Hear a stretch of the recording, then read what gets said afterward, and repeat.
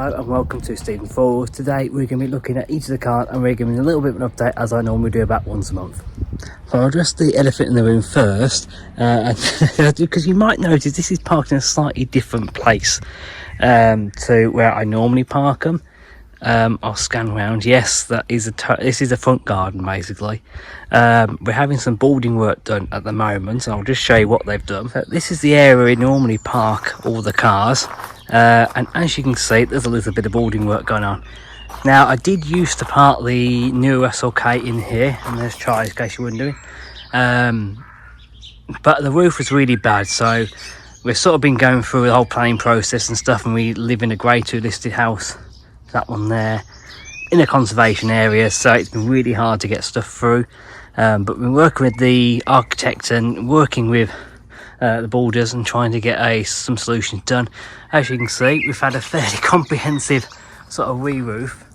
It did look a lot worse than that when there's absolutely nothing up. That was slightly scary, and they've left the sort of original beams up there. Those are fine, but they'll have to replace pretty much everything else. Also missing a bit of a wall, thank you buddy. I'm just digging up stuff. We're also missing a bit of the gable end wall, which goes down to sort of the top of the wall level. That's being rebuilt. That had a bit of a bow to it, so there's quite a few little bits and pieces going. We are looking eventually to convert this into some sort of living accommodation, but at the moment it will be a fantastic garage because we really don't have the funds. It's cost so much to convert a building like this.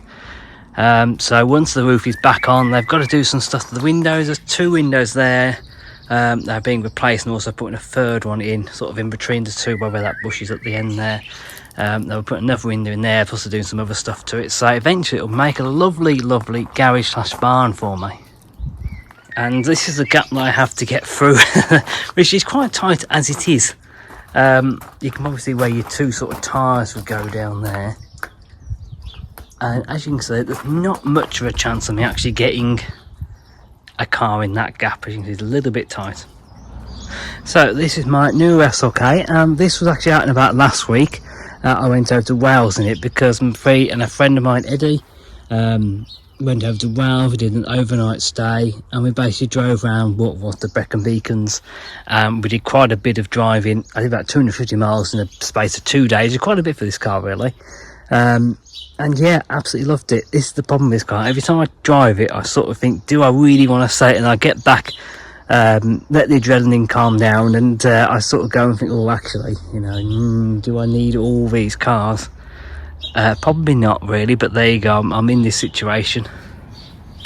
So this might still be going if I can find a buyer for it that offer me a decent amount of money for it, possibly. I don't know, it's one of those, I'm sort of thinking I still like the car, I still enjoy driving it. Every time I'm getting, it's such a nice driving car. Of all the cars I have, this is probably the one that drives the nicest, and last week on them roads in Wales, this was possibly the best car for the job. The video is coming up soon, it won't be for a few weeks, yes, but I do explain a bit more why I took this car, and actually why this is the best car for that job and the best car for those particular roads. So I should probably quickly mention about the B-Class. Haven't been doing a lot of driving in this, mainly because I've been out in that one and also the older SLK as well. Just because it's somewhere lovely dark today. If I don't need to take the dogs out with me, if I'm just nipping out to a garden centre or something, I don't need to buy a load of stuff from somewhere.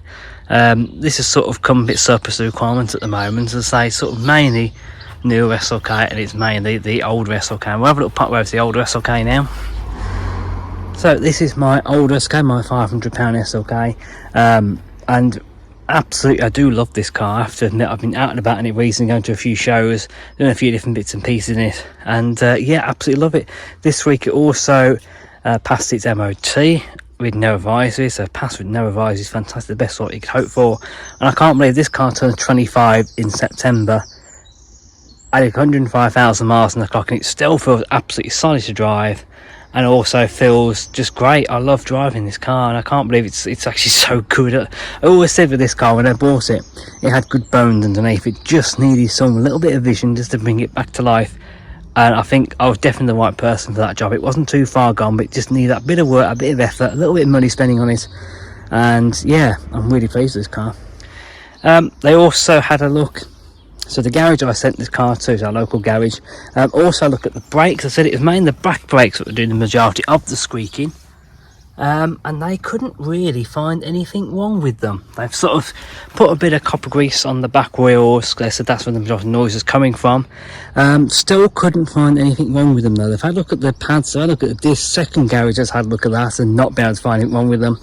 The only other thing is they're going to suggest is probably placing the pads and the discs to see if that solves it. But it's a little bit of a mystery with the brakes. So if you've had squeaky brakes on SLK, please do let me know, and potentially what was your sort of solution to the problem.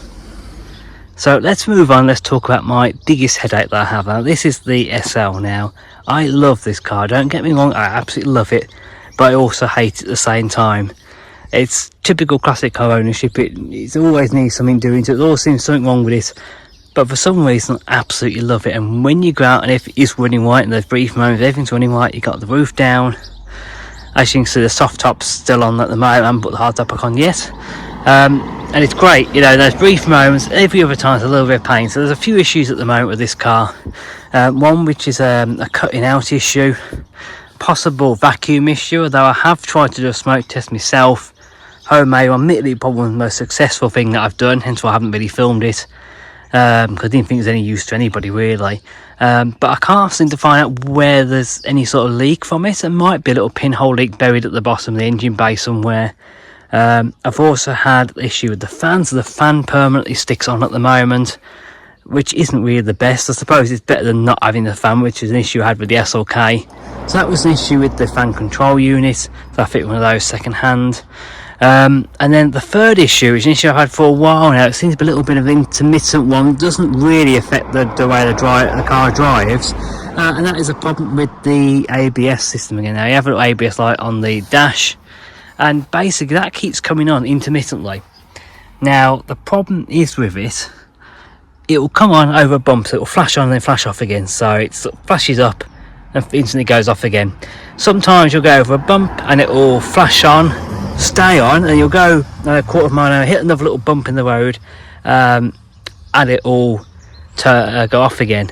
Sometimes I even close the door, which you have to give these doors a little bit of slam. I'll give you that because they are fairly chunky bits of metal here. And even then it will just go off, flash on and off. Or even once I think it actually stayed on. So quite what the closing of the door has to do with the ABS system not working, I'm not too sure. So there's three things there, three faults. I've spoken to the SL shop. We can get back over to the SL shop in early July, so I've got a couple of weeks. And it's just slightly annoying because I've booked this car into lots of shows, lots of things with it, and now is the time when I really want to use it. I just can't use it. I've sort of waited 6 months. I've been to a few events, absolutely started to love this car, and yeah, now it needs a bit more work.